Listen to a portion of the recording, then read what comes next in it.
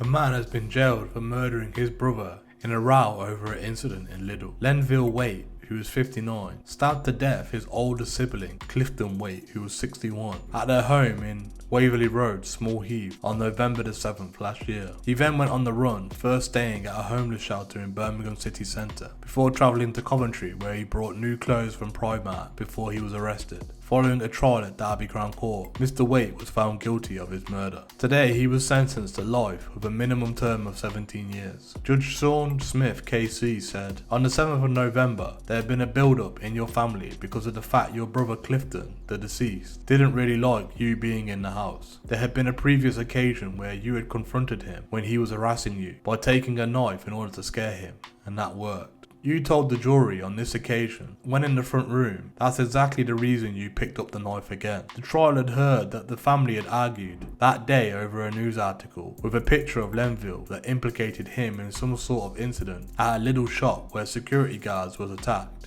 At one stage, the brothers left the house separately, but resumed the quarrel after they both had returned." Judge Smith continued, "There was some sort of confrontation. Probably nothing to do with that, about a fan. Going back to what you told the police, your brother would find fault in quite a few things to start an argument. During the course of that, the little incident got brought up again.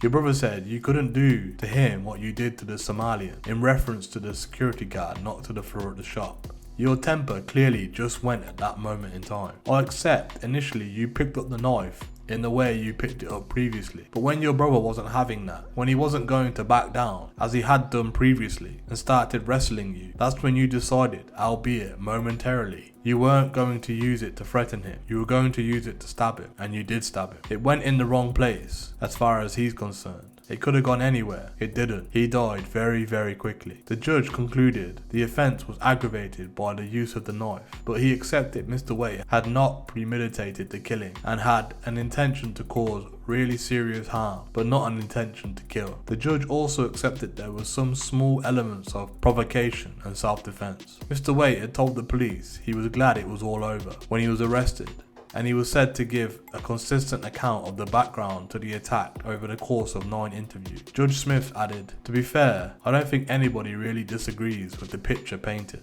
What was in disagreement was how you used the knife. The jury decided, and are sure, you used it deliberately to stab him.